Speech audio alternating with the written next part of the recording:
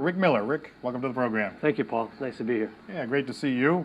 Obviously, a big baseball guy your entire life. Grew up in Michigan, I understand, right? Yeah, I spent most of my life, well, previous life, there. What was it like the first time you walked into Fenway and you're in the big leagues? That must have been an unbelievable experience.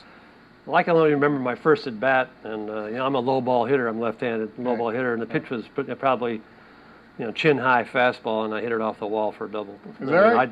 I had no idea what I was doing.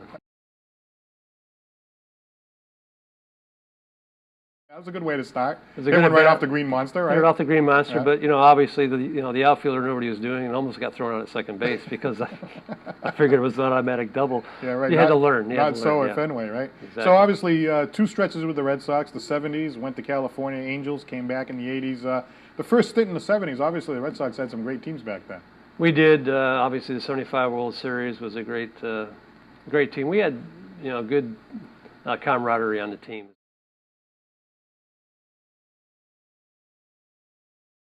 We, we got along good. I think later on they were talking about 25 cabs, 25 ball player type of thing.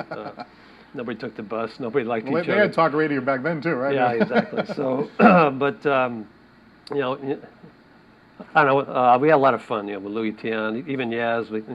He was one of the biggest, pranksters around. And, no kidding. Oh yeah. I never heard that about Yaz.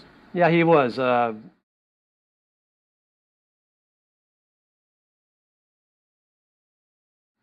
If you didn't like what you were wearing to the ballpark, it was probably going to be up in flames.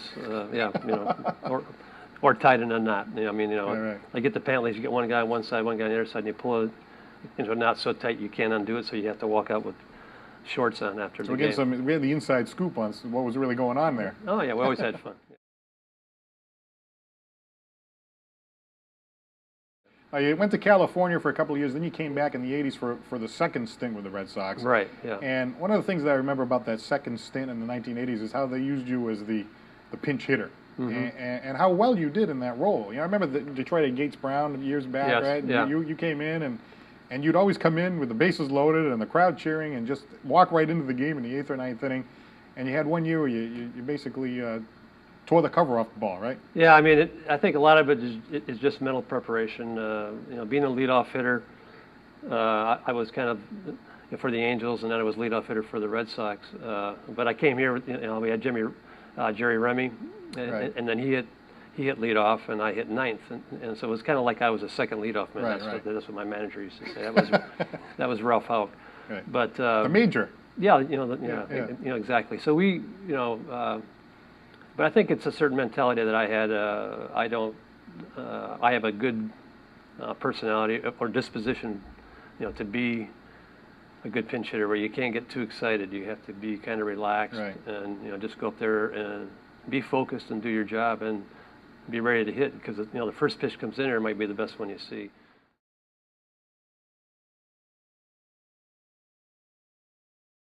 Now, did you actually hit 457 one year as a pinch hitter? That number is, yeah, I did. Off the chart there. How did that like something that, out of, Ted Williams numbers or something here? 457, not bad, right? Yeah, I think, I did play a lot that year too, so that helps. Because that year they brought in a new center fielder. They wanted more power out of the center field position. That was, Tony Armas. Oh, right, yeah, I remember that. And yeah. But I did play a lot because there was, a lot of injuries and whatever. So and it helps to be able to play, to stay sharp.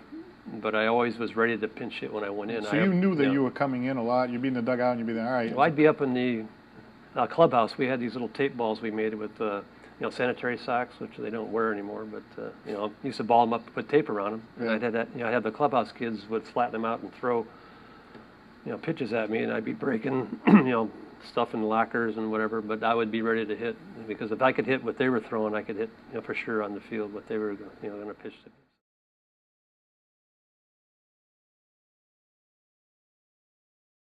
me. Mental disposition. How would you describe that? That you had this sort of like mental thought that, you say you didn't get too excited and you didn't get too upset if you didn't get a hit. You had to kind of stay in that middle mode. Yeah, it's like, I use the analogy of a football player or a baseball player. Football play once a week, and you can get the really high for the game. Right. But then, I know sometimes you overreact to a play and now you're out of position. In baseball, you play every day. You may go for 4, you may go 4 for 4. So you can't get too high and you can't get too low. You have to keep that even, sine curve going like this. And you can't be having one of these like this. You can't, right. because you have to have the confidence to play the game and the focus. And if you get too high or too low, if you're going bad and you get too low, your focus is going to be off. And I know, as a baseball player, you need to keep it you have to be really calm and you have to have a short memory. Obviously, it's always fun when things are going well, but to have a year like that, I mean, you must have really enjoyed that, right? It was fun. I mean, Look out, Miller's on deck. This is going to be 457. You could be in trouble here, right? Yeah, I mean, it was, a lot of the managers, when they come to see me to hit, they go, oh, excuse my language, but, that's Miller's coming up. They probably use worse language than that, but just because I was a pesky hitter, they weren't worried about home runs, but they were just saying, not an easy guy to strike out. You're going to foul the ball off. You're going to put on a tough at bat, that kind of thing. Exactly. Right?